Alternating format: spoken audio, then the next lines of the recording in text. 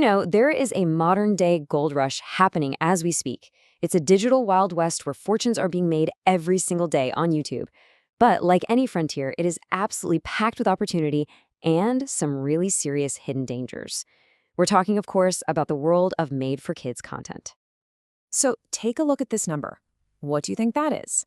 Well, that is the estimated annual earning of a 7-year-old YouTuber named Nastia. $28 million for decorating cupcakes and playing with her friends.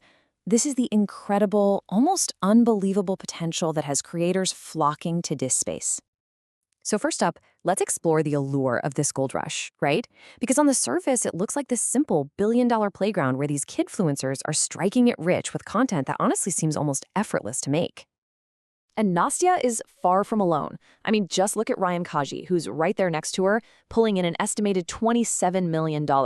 This kid started his channel at just 4 years old, simply reviewing toys. And by 2018, he was one of YouTube's highest earners, period. It is a massive, massive market. But here's where the story gets complicated. See, every gold rush has its rules. And in the YouTube Kids territory, that rulebook is called COPPA. And trust me, it changes everything. So COPPA is actually a federal law from way back in 1998, and it's all about keeping kids' data private. Now, after YouTube got hit with a gigantic fine, it started forcing creators to officially label their content as made for kids. And this isn't just some simple checkbox you tick. It has huge, sweeping consequences for your channel. And when I say the consequences are massive, I mean it. The second a video is labeled for kids, almost every single tool that creators use to build a community gets switched off. No comments, no notification bell, no live chat or end screens to point to your other videos. Your entire toolkit for engaging with your audience is just gone. And the stakes for getting this wrong? They're incredibly high. The Federal Trade Commission can hit you with a fine of up to $42,530 per video for labeling your content incorrectly. This isn't a slap on the wrist. This is a business-ending penalty. So you're facing these massive fines, all your community tools are disabled, and then you run straight into the next major problem. The harsh reality of making money when your main source of income, ads, is also completely crippled. And this right here is the heart of the monetization minefield. You see these channels getting billions of views, and you think the ad revenue must be astronomical. But the reality, it's completely different. Because COPPA prohibits personalized ads, these channels only get served generic, low-value ads. This means the revenue per 1,000 views, what we call RPM, is just a tiny fraction of a standard channel's. And hey, don't just take my word for it. This quote from a real creator on Reddit just puts it so bluntly, an RPM of 25 cents. Think about that. For 1 million views, which is enough to make many creators' entire careers, you might only make $60. That's just not sustainable.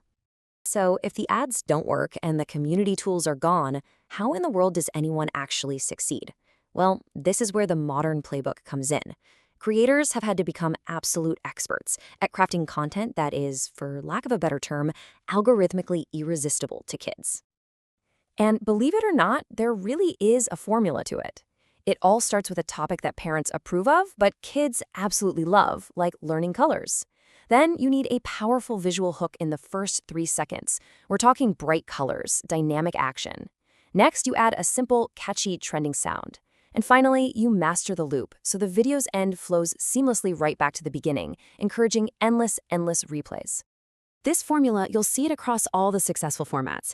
Sneaky educational content like Blippi, classic toy unboxings like Ryan's World, funny animations, DIY crafts, and of course modern nursery rhymes from giants like Cocomelon. They all use these exact principles to capture and hold a child's attention. Okay, but even with viral content, the ad revenue is just minimal. The real treasure in this gold rush isn't found in YouTube's ad system. No, it's found by building a business around the channel, using the platform purely as a marketing engine. Which, of course, brings us to the most important question of all. If it's not from ads, where do those millions and millions of dollars we saw earlier actually come from? All right, first up, sponsorships. This is a direct partnership between a channel and a brand. For example, a media company that runs kids' channels might partner with Pampers to sponsor a potty training song. It's a perfect, natural fit for the audience and obviously a huge win for the brand. Next up is merchandise, and honestly, this is where the real empires are built. We're talking about turning a channel's characters into tangible products that create a massive separate revenue stream. It's the Cocomelon toys you see in every single store, the Blippi costumes on Halloween, or even branded markers from a channel like Art for Kids Hub. This is how you transform a YouTube channel into a household brand. Affiliate links are another really powerful tool. This is more of a passive income stream where a creator earns a commission just for recommending products. So for a channel that does crafts, linking to the specific art supplies used in a video is a super natural and effective way to generate revenue without it feeling like a hard sell. And all of this leads to the ultimate strategy, getting off of YouTube entirely for monetization. Yeah, the most successful creators use their channel as a giant marketing funnel to drive their audience to their own private, subscription-based platform. This gives them full control over their content, their community, and most importantly, the revenue. But as these channels blow up and become multi-million-dollar businesses, they face a final and maybe the most critical challenge: a new frontier of ethical and legal responsibilities. To really understand where we're going with this, we actually have to look back. The Coogan Law was passed way back in 1939 after the child actor Jackie Coogan discovered his parents had spent nearly all of his earnings. The law makes sure a portion of a child performer's income is protected in a trust, but for decades this only applied to traditional actors. Well, that is now changing. In 2023, Illinois became the very first state to pass a law specifically extending these protections to kidfluencers. It requires parents to set aside a percentage of earnings in a trust and gives the child the right to sue if they don't. This is a landmark moment, recognizing that being a social media star is in fact a form of labor. And that leaves us with this final, crucial question.